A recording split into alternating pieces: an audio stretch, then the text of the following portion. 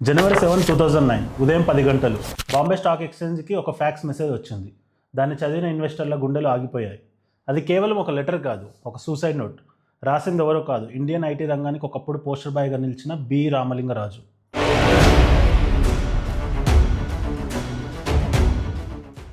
ఆ లెటర్లో ఒక మాట ఉంది: I'm riding A tiger, not knowing how to get up without being eaten. నేను పులి మీద సవారీ చేస్తున్నాను, దిగితే నన్నే తినేస్తుంది, అందుకే భయంతో పరిగెడుతూనే ఉన్నాను. ఒక్క దెబ్బతో షేర్ మార్కెట్ కుప్పగూలిపోయింది. ఇన్వెస్టర్ల 14,000 కోట్లు ఆవిరైపోయాయి. సత్యం అంటే నిజం అనుకున్నాం, కానీ దాని పునాదులే అసత్యం మీద ఉన్నాయని తెలిసి దేశం మొత్తం షాక్ అయ్యింది. అసలు ఒక సాధారణ రైతు బిడ్డ ప్రపంచం మొత్తం మెచ్చిన ఐటీ సామ్రాజ్యాన్ని ఎలా కట్టాడు? చివరికి తను కట్టిన కోటలో తానే ఎలా ఖైదీ అయ్యాడు? ఇది భారతదేశపు ఎన్రాన్ కథ. Welcome to unfiltered.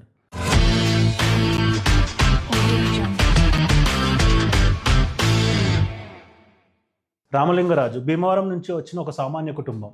1987లో కేవలం 20 మంది ఉద్యోగులతో సత్యం కంప్యూటర్స్ మొదలుపెట్టారు. అప్పటికి ఐటీ అంటే బెంగళూరు మాత్రమే, కానీ రాజుగారు హైదరాబాద్ని ఐటీ మ్యాప్లో పెట్టారు. ఆయన విజన్ మామూలుగా ఉండేది కాదు. సత్యం అంటే కేవలం ఒక కంపెనీ కాదు, అదొక బ్రాండ్. దేశంలోనే 4వ అతిపెద్ద ఐటీ కంపెనీ, 66 దేశాల్లో ఆఫీసులు, 53,000 మంది ఉద్యోగులు, వరల్డ్ బ్యాంక్, కోకోకోలా లాంటి పెద్ద పెద్ద క్లయింట్లు. కేవలం బిజినెస్ మాత్రమే కాదు, సమాజ సేవలో కూడా రాజుగారు ముందుండేవాళ్ళు. ఈరోజు మనం చూస్తున్న 108 అంబులెన్స్ సర్వీస్ సృష్టించింది ఆయనే. గ్రామీణ అభివృద్ధి కోసం బైరాజు ఫౌండేషన్, ప్రతి తెలుగువాడు మా రాజుగారు అని గర్వంగా చెప్పుకునే స్టేజ్కి వెళ్ళారు. షేర్ మార్కెట్లో సత్యం షేర్ అంటే బంగారు కుట్టుబెట్టే బాతు. అంతా బాగుంది, కానీ ఆ వెలుగు వెనుక ఒక పెద్ద చీకటి పెరుగుతుంది. అసలు స్కామ్ ఎక్కడ మొదలైంది? రియల్ ఎస్టేట్ భూమి ఉన్న రోజులు అవి.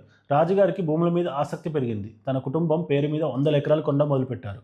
దానికి డబ్బు కావాలి. మరోపక్క సత్యం షేర్ విలువ పెరుగుతూనే ఉండాలి. షేర్ విలువ పెరగాలంటే కంపెనీ లాభాల్లో ఉందని చూపించాలి. కానీ నిజంగా అంత లాభం రావట్లేదు. ఇక్కడే రాజుగారు ఒక తప్పు చేశారు: కాస్మోటిక్ అకౌంటింగ్.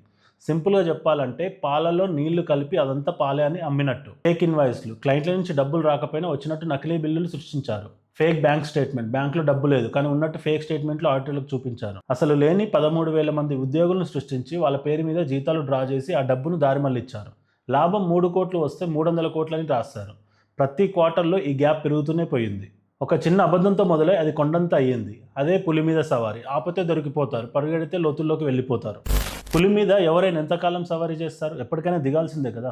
2008 వచ్చేసరికి అకౌంట్స్లో చూపించే డబ్బుకి బ్యాంకులో ఉన్న నిజమైన డబ్బుకి మధ్య 7,000 కోట్ల తేడా వచ్చింది. ఈ గుంతను పూడ్చడానికి రాజుగారు ఒక చివరి ప్రయత్నం చేశారు. అదే మేటాస్ డీల్.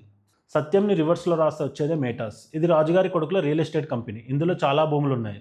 రాజుగారి ప్లాన్ ఏంటంటే సత్యం కంపెనీ డబ్బుతో మేటాస్ని కొనేద్దాం. అప్పుడు మేటాస్ ఆస్తులు సత్యంలోకి వస్తాయి. ఆ 7,000 గ్యాప్ని ఆస్తులతో కవర్ చేసేయచ్చు. మాస్టర్ ప్లాన్ కదా. కానీ ఇన్వెస్టర్లు పిచ్చోలు కాదు. ఐటీ కంపెనీకి రియల్ ఎస్టేట్ కంపెనీతో పనేంటని గట్టిగా నిలదీశారు. డీల్ని రద్దు చేశారు. అంతే, రాజుగారికి దారులన్నీ మూసుకుపోయాయి. ఇక నిజం చెప్పక తప్పని పరిస్థితి వచ్చింది.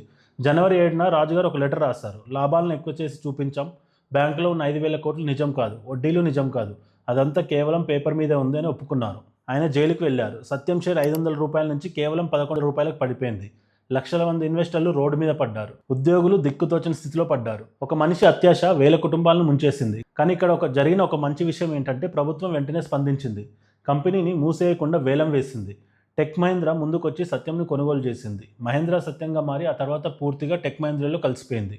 ఉద్యోగాలు నిలబడ్డాయి. వాళ్ళ కుటుంబాలు రోడ్డు మీద పడకుండా కాపాడారు. రామలింగరాజు గారు చేసిన తప్పు మనకు ఒక గుణపాఠం. ఆడిటర్లు సైన్ చేశారు కదా అని బ్లైండ్గా నమ్మకూడదు. లాభాలు లేకపోయినా ఉన్నట్టు చూపించుకోవడం అనేది చివరికి మనల్ని తినేస్తుంది. రాజుగారు మంచి విజనరీ, కానీ ఆ విజన్కి విలువలు జోడించకపోవడం ఆయన చేసిన తప్పు. పులి మీద సవారీ ఎప్పుడూ ప్రమాదమే.